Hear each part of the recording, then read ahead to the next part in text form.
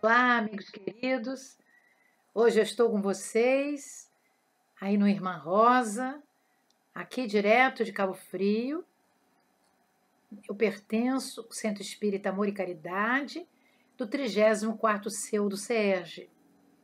Hoje nós vamos conversar sobre o livro Premissas do Reino, do Espírito Amélia Rodrigues, pelo médium Divaldo Pereira Franco. Vamos fazer inicialmente uma página do livro Vida Feliz, também do Divaldo Franco, mas agora o espírito é Joana de Ângeles, a sua mentora. A página é a 21ª. A mentora nos diz: o amor é tônico da vida. Quando se centraliza nos interesses inferiores do sexo e das paixões primitivas, torna-se cárcere e deixa de ser o sentimento elevado que dignifica, libertando. Examina os teus sentimentos na área afetiva e observa se eles te desarmonizam ou tranquilizam. Através da sua qualidade, detectarás se amas ou apenas desejas. O verdadeiro amor supera o egoísmo e trabalha sempre em favor da pessoa querida. Ama, portanto, sem escravizar aquele a quem te devotas, não te deixando escravizar também. Uma página linda que tem a ver com o nosso estudo. Nós vamos fazer uma oração para pedir os mentores do Centro Espírita Irmã Rosa, do Centro Espírita Amor e Caridade, de todos esses amigos espirituais que são comprometidos com o Consolador de Allan Kardec, de Jesus, que Allan Kardec nos trouxe, para que eles possam nos imantar com seus fluidos e a nossa conversa possa servir para os lares em desalinhos, as pessoas doentes, as pessoas que estão tristes com esse momento que nós estamos passando. Vamos dizer assim: Senhor Jesus, Mestre amado, Cristo de Deus, aqui nos encontramos nesta conversa fraterna, doutrinária, absorvendo dos ensinamentos que todos esses espíritos bondosos trouxeram para nós. Que esta oportunidade seja bendita para que a nossa conversa sobre a tua obra, sobre a tua vida, sobre os pontos principais, relevantes da tua chegada ao planeta, nos sirva de rumo para a nossa felicidade. Fique em nós, Senhor, hoje e para todo sempre, que assim possa ser.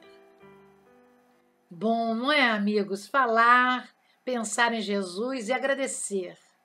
A gratidão é algo que temos que aprender porque ela nos reconforta, nos torna pessoas mais saudáveis da mente e do corpo. Mas o que nós poderíamos falar neste momento em que nós estamos albergados em nossa casa, em nosso lar, algumas pessoas trabalhando na posição de frente, nesse momento de pandemia pelo novo coronavírus, que trouxe essa Covid-19, essa epidemia pandêmica que aconteceu no ano de 2019. É um momento em que a maioria de nós está quase num semideserto, no sentido em que nós buscamos o deserto de Paulo, que se transformou de Saulo para Paulo, e ganhou de Gamaliel, o seu grande mestre, enquanto Saulo, os escritos, né, da Torá, e depois ganhou de grandes amigos de Ananias os escritos para que ele pudesse estudar sobre Jesus, já que ele o tinha encontrado na estrada de Damasco. Ele se apaixonou tanto que resolveu espontaneamente sair de Damasco e ir para o deserto de Palmira. E lá encontrou Áquila e Prisca. Foi um deserto voluntário durante quase 3 anos. Nós estamos num deserto involuntário. Diríamos, num semideserto. É o ponto que nós nos encontramos. Mas como o deserto de Paulo propiciou consolação, trabalho e silêncio, esse semideserto também está fazendo isso conosco, porque temos o Evangelho de Jesus e nesse isolamento nós podemos usar o Evangelho de Jesus para o nosso aprimoramento, para o nosso autoencontro. Esse autoencontro nos ajuda como ser humano. O Evangelho, nesse acrisolamento, nos faz disciplina social, porque temos que obedecer às leis da ciência e às leis dos governantes. É uma composição desse oceano fluídico do cosmos na Terra, em que nos encontramos, respirando esse fluido já modificado, mas também temos um apoio coletivo, já que nós estamos em rede. Essa web é muito benfeitora nossa. Imagina se isso tudo tivesse acontecido sem ainda Graham Bell tivesse descoberto o telefone. Não é? Então nós temos todos os meios de nos comunicarmos de longe, mas tão de perto, né, meus amigos? Então, a humanidade sofre nesse momento e sofremos pela dor do outro. Quem não sofre pela dor do outro está absolutamente muito doente. Por isso é que esse retiro involuntário também nos é árduo muitas vezes, porque ficamos longe dos nossos amores, da nossa família, às vezes estamos longe do nosso trabalho e não usando do que nós estávamos acostumados a fazer. Mas é uma dor. Mas essa dor passa porque ela vem para nos regenerar. Porque nesses momentos atuais nós temos conflitos, angústias, medos, sofrimentos. Mas eu queria dizer para todos nós que existe um antídoto para tudo isso, que é a esperança. A esperança em dias melhores, a esperança em flores do caminho, a esperança que o tempo de Deus divino e edificante pode fazer em nós toda a diferença. Então, o tema que nós estamos abordando é premissas do reino.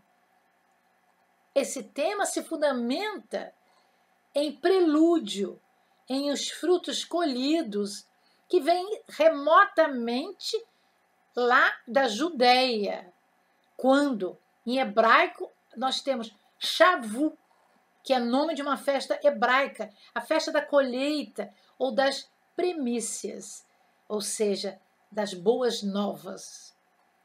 E aquela época das boas novas era a época do Pentecostes, em que cada semana, na 50ª semana, acontecia a grande festa, aquela colheita boa que dava o sustento às pessoas. Então, Amélia Rodrigues,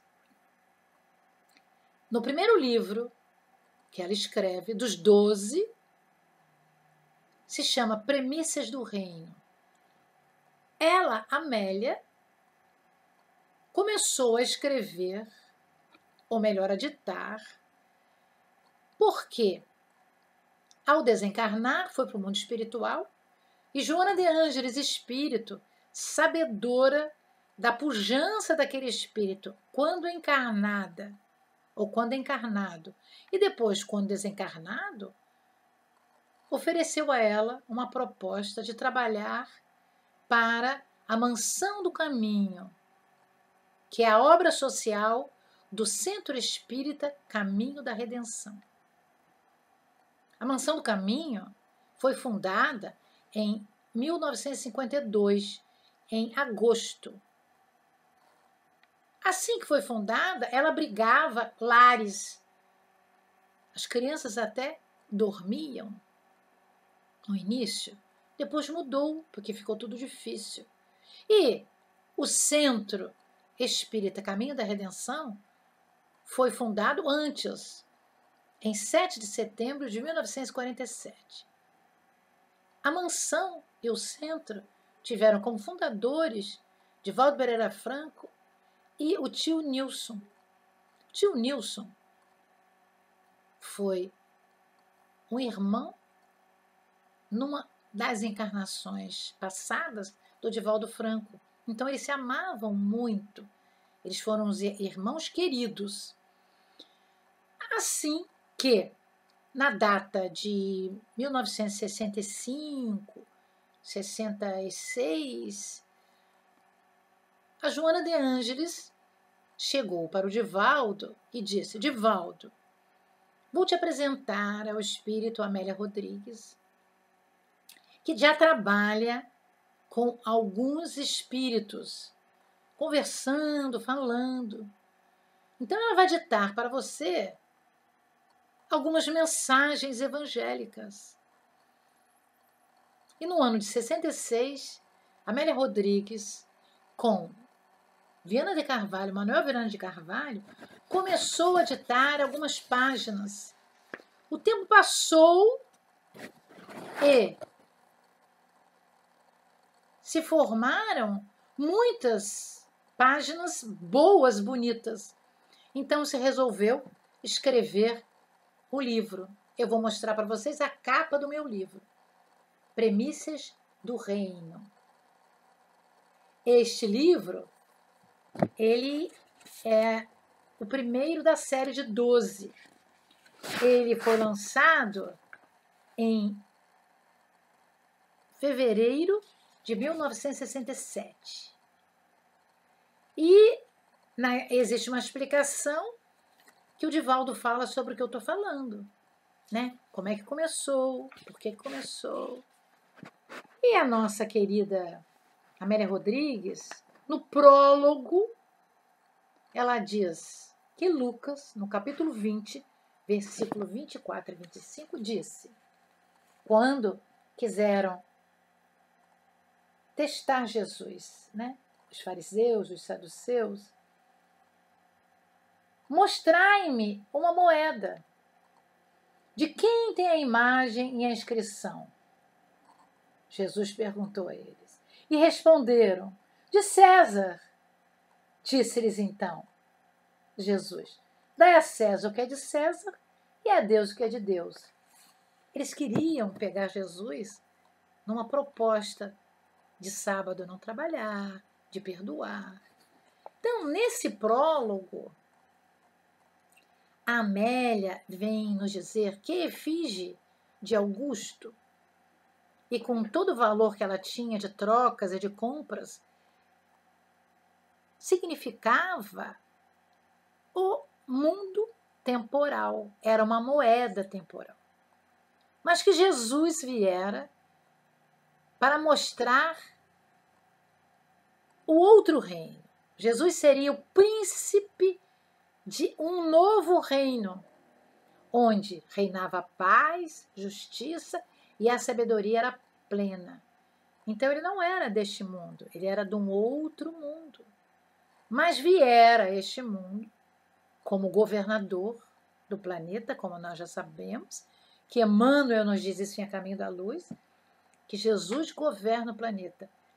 E quando Allan Kardec nos fala que pergunta à equipe veneranda do Espírito Verdade quem é o espírito mais sabido, mais importante que veio na Terra, a resposta é a mais curta do Livro dos Espíritos: Jesus.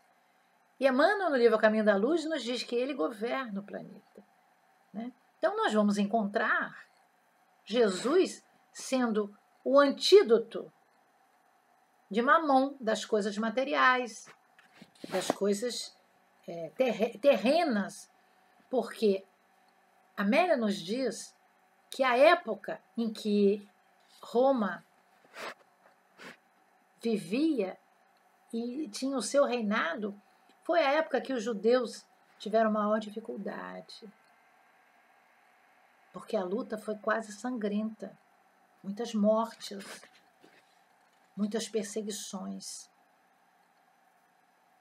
E nós gostaríamos muito de falar, não do espírito Amélia Rodrigues, primeiro. Nós gostaríamos de falar primeiro da mulher Amélia Rodrigues.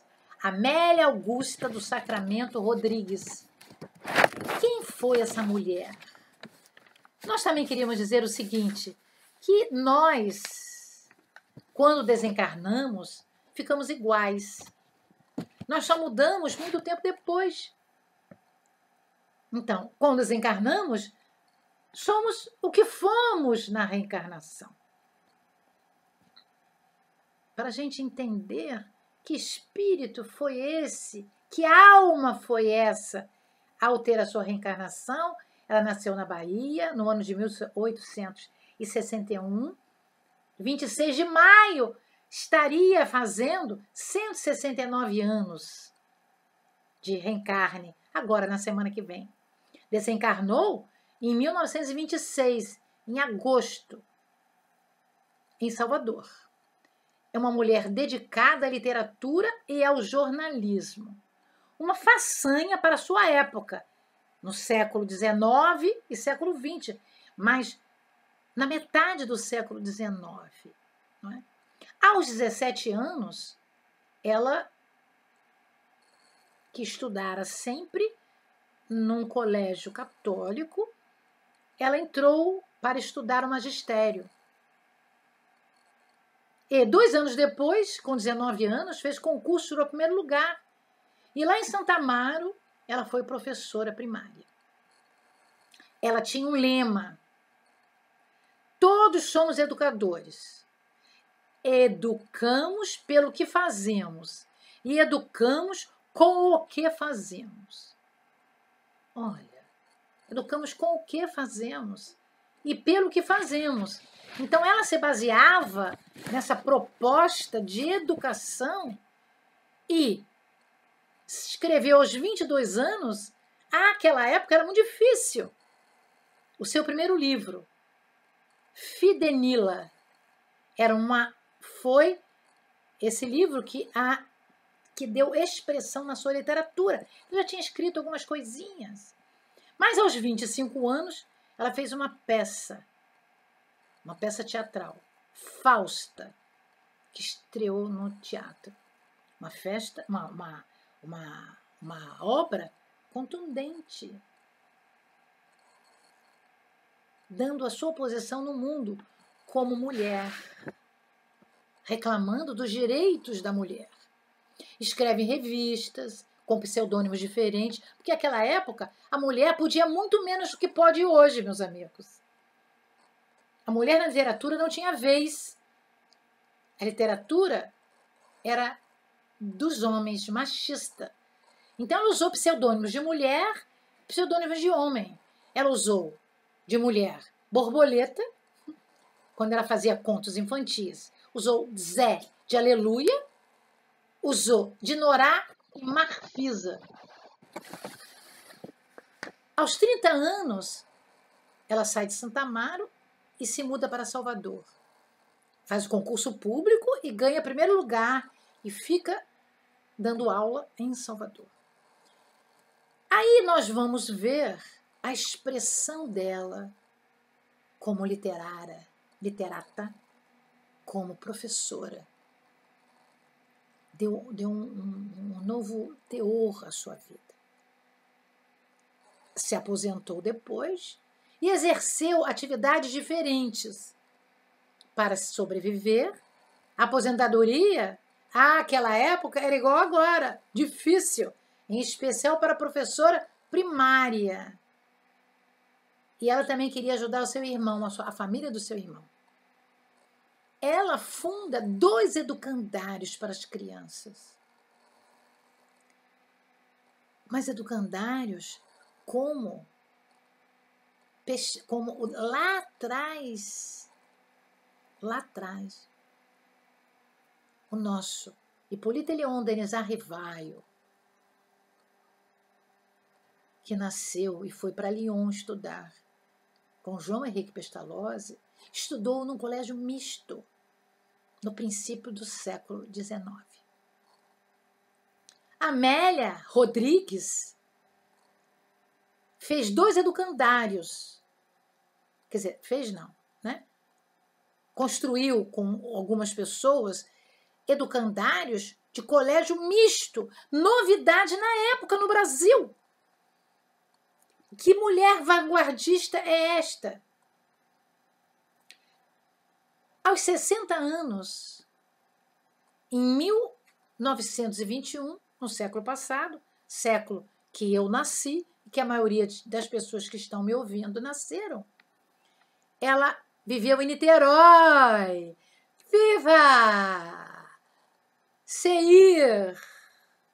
Homem! Complexo de Casas Espíritas de Niterói. Ela viveu de 1921 a 1926. Foi uma mudança, porque ela vivia num lugar muito pobre e parece que viveu numa área bonita e boa de Niterói, que nós vamos passar por cima. Ela ajudou muito ao mudar para Niterói, ajudou a si mesmo, porque teve uma força literária e cultural e começou a expandir a sua obra social. No ano de 1922, ela foi precursora da libertação de pensamento, de sentimento, expressado através da poesia, da arte e da literatura. Então ela foi uma vanguardista, ela foi uma mulher guerreira. Desencarna aos 65 anos, pobre, no futuro do Tororó, lá na Bahia. Se nós pudéssemos resumir o que seria Amélia Rodrigues, nós diríamos: escreveu poemas, escreveu ficção, contos, narrativas e romances. Escreveu peças de teatro, biografias, artigos, crônicas e discursos. Ela tinha uma fluência na escrita e na fala, numa exuberância que os homens, aqueles homens top da época, se encantavam por ela. Foi editora e tradutora, foi coautora de livros. Nós vamos destacar 5 itens, porque é preciso que a gente possa valorizar a nossa querida Amélia. Escritora, poetisa, professora, jornalista, literata. Mas ela teve uma proposta muito interessante. Ela foi uma daquelas primeiras abolicionistas. Mulheres abolicionistas. A sua peça Fausta fala justamente sobre a abolição. E ela teve uma grande atividade social, porque ela se dedicava às crianças pobres, órfãs e também às mulheres. Ela foi uma humanista por excelência.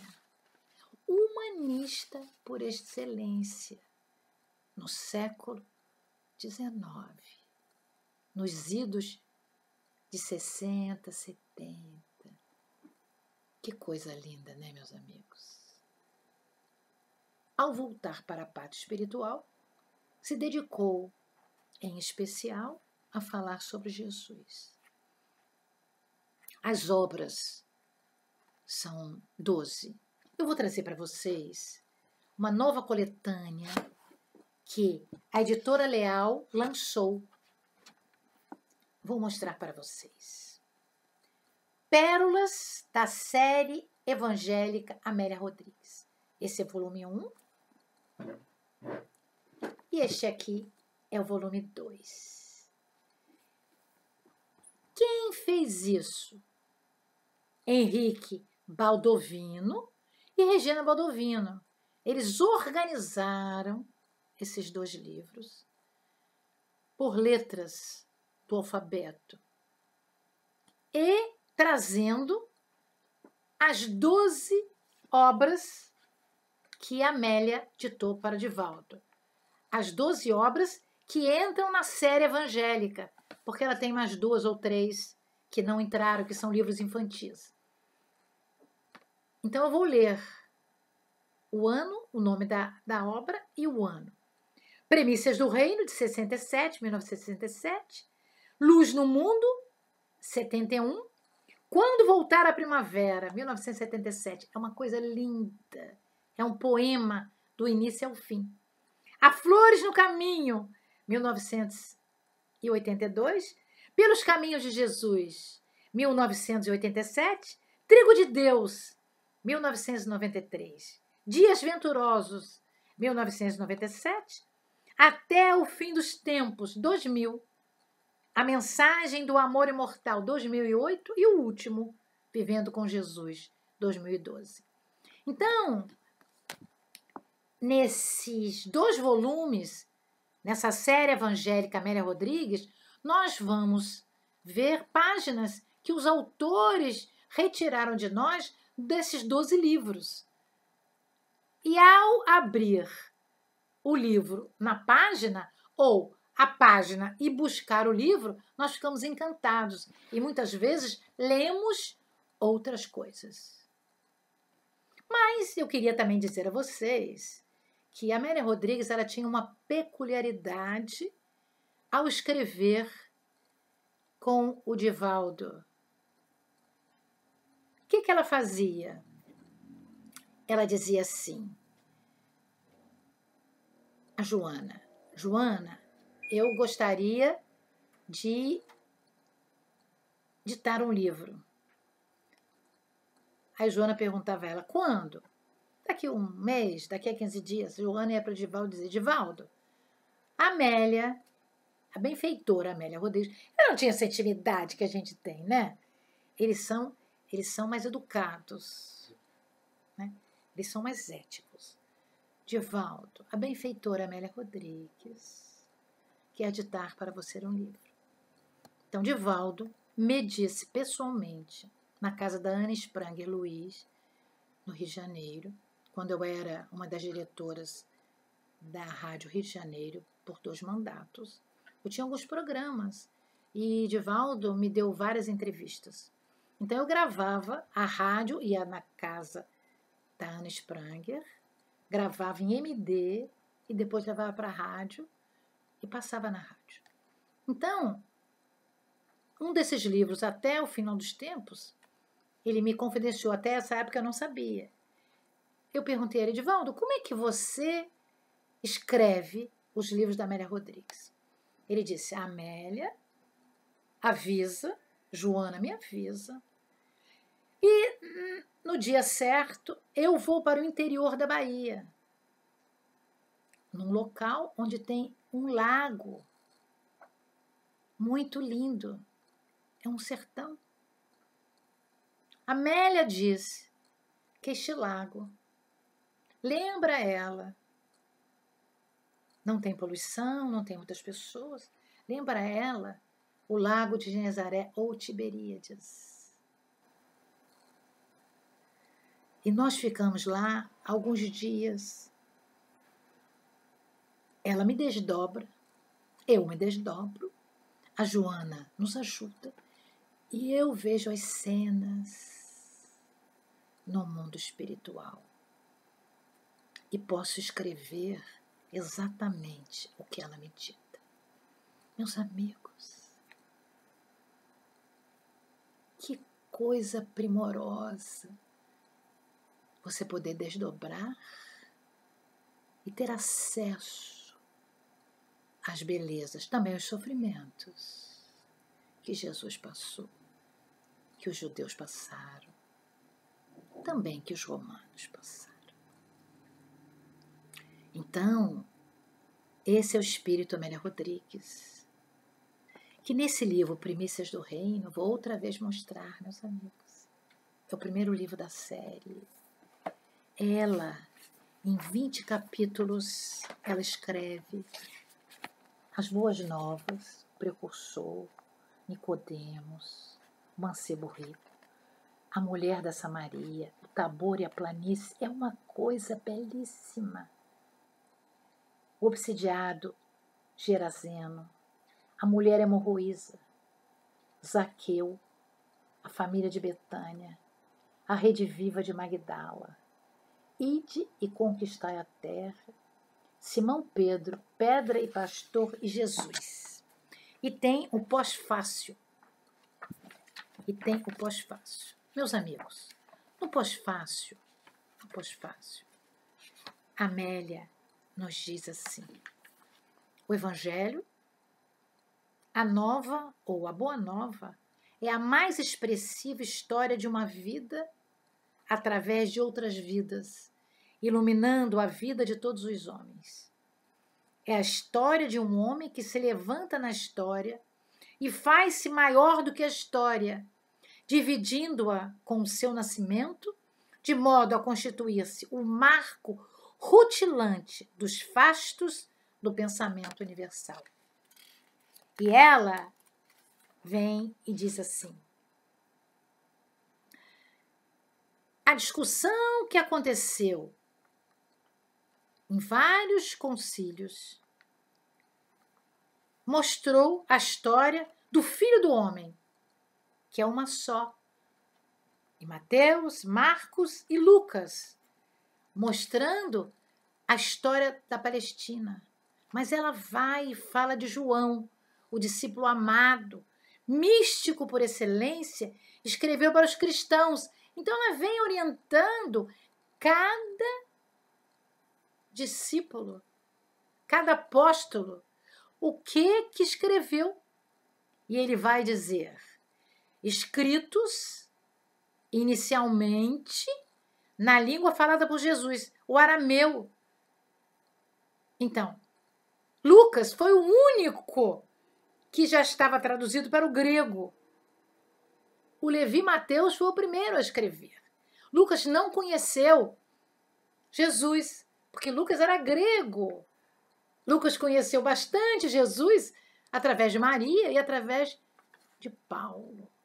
Nós temos Atos dos Apóstolos escrito por Lucas. Então, era um médico que já fazia trepanação em cérebros àquela época de Jesus. E ela termina assim: a mais comovente história que já se escreveu foi a de Jesus. O maior amor que o mundo conheceu foi o de Jesus.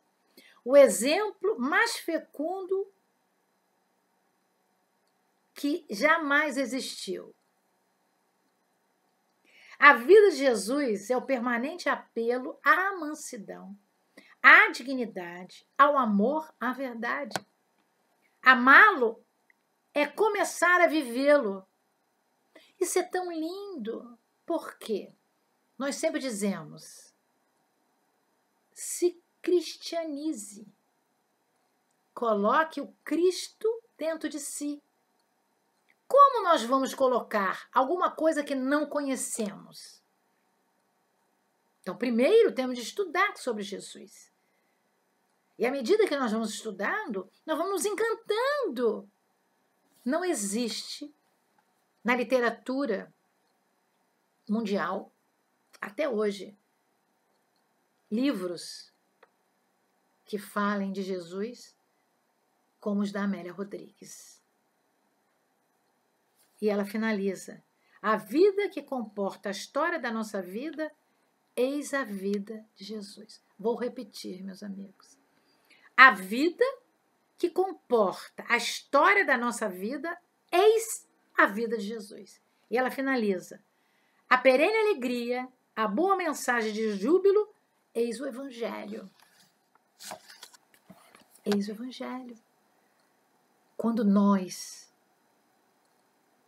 espíritas, trabalhamos na mediunidade, nós deveremos estudar Amélia Rodrigues. Aprendi isso na UMEN, na União da Mocidade Espírita de Niterói, onde estudei e trabalhei 25 anos, até vir para Cabo Frio, que ainda continuei um pouco em Cabo Frio e Niterói. Como é que você vai numa reunião mediúnica conversar com os espíritos sofredores?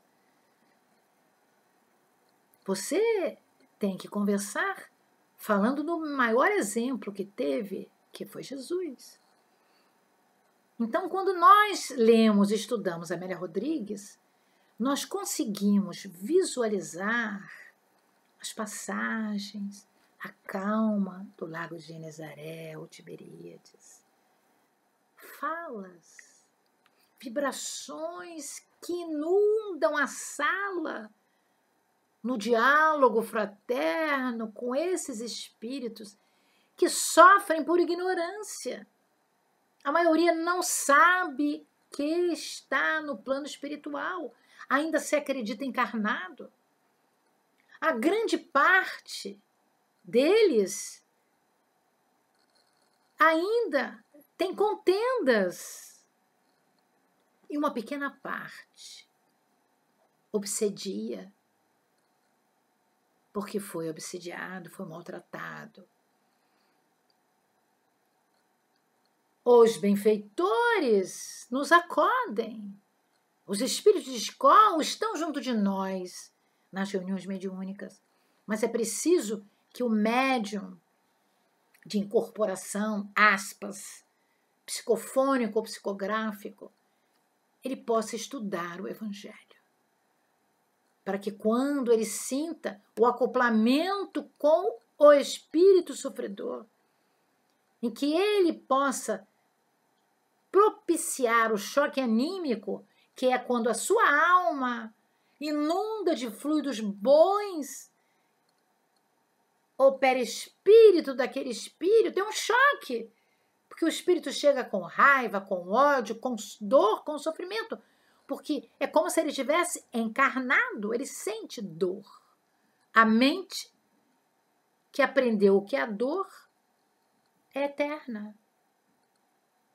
Então esse choque anímico vai ficar muito menor de força, de trocas bruscas energéticas, quando o médium se prepara para a reunião, quando o médium estudou Amélia Rodrigues e na véspera, naquela semana, 2 dias antes, 3 dias antes, pega uma obra da Amélia Rodrigues, lê algumas páginas, o médium se internece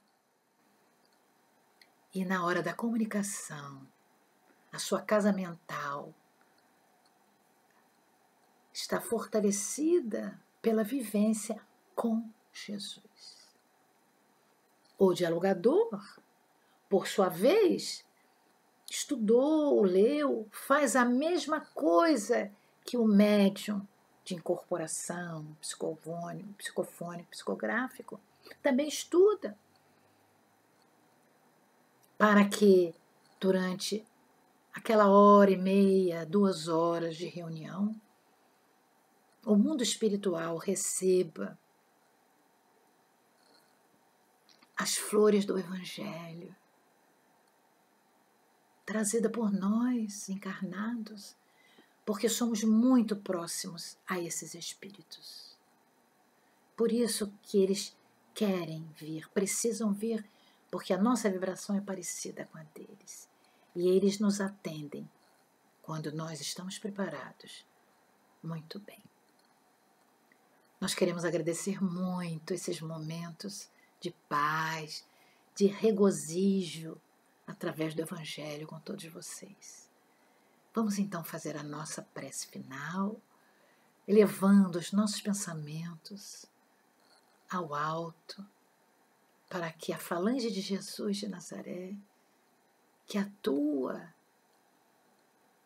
nas casas espíritas, no nosso estado do Rio de Janeiro, no nosso Brasil, na nossa terra, possam ter de nós vibrações dúlcidas de amor e de paz para levar para os lares em desalinho,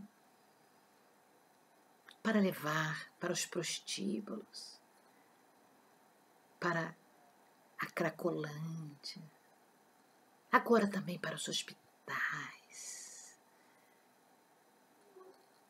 onde o sofrimento é muito grande. Mas nós, espíritas, convictos, seguimos Jesus. Vamos então, fechando os nossos olhos físicos, abrirmos os olhos da alma e desta forma encontrarmos os olhos misericordiosos de Jesus, irradiando uma beleza indefinível. Visualizamos em seguida o seu rosto, emoldurado pelos seus cabelos sedosos, irradiando luz em nossa direção. Contemplamos o seu sorriso, que nos envolve num misto de energia e bondade.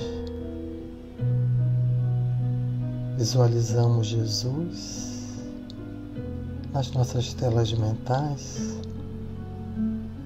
Ele estende as suas mãos para nós e nós as tocamos. Ele nos convida silenciosamente a um abraço. E nós o abraçamos, encostamos a nossa cabeça em seu ombro, sentimos as energias em nosso favor. E ele fala docemente aos nossos ouvidos: que queres? Em nome de todos, nós respondemos: Senhor, abençoa-nos, Senhor. Abençoa o nosso planeta, Senhor, que momentaneamente atravessa uma crise. Abençoa todos os lares que neste momento nos ouvem. Abençoa, Senhor, a todos os profissionais da saúde envolvidos na linha de frente desta pandemia. Ajuda-nos, Senhor, a acalmarmos os nossos corações, a serenarmos os nossos pensamentos e a buscarmos dentro de nós novas possibilidades que venham a colaborar com a atmosfera psíquica do nosso planeta.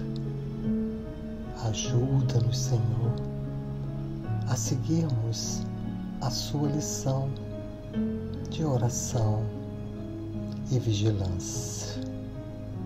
Que essas energias, Senhor, que agora sentimos, visualizando a casa da Irmã Rosa que nos abriga, possam ser irradiadas até cada lar que nos ouve, penetrando em cada compartimento, envolvendo a todos os familiares, trazendo a paz, trazendo o amor, Senhor. E por fim, Mestre amado, nós ainda lhe rogamos: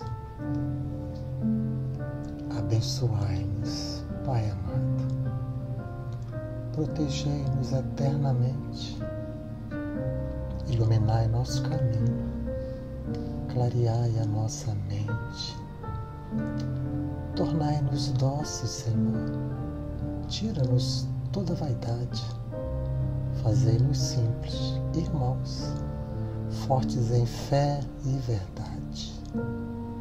A vossa bênção é amor, é bálsamo para o sofredor, é força, resignação. Dai-nos, pois, ó Pai bendito, Senhor de todo o infinito, a vossa imensa proteção, e que essas águas, Pai amado, possam guardar a vossa luz, sendo elas frutificadas pelo divino médico Jesus. Muito obrigado, Senhor, pela frutificação das águas em cada lar que agora nos ouve. Que a sua paz, que o seu amor, Senhor, possa fazer morada em nossos corações. Que assim possa ser, com a graça de Deus. Graças a Deus.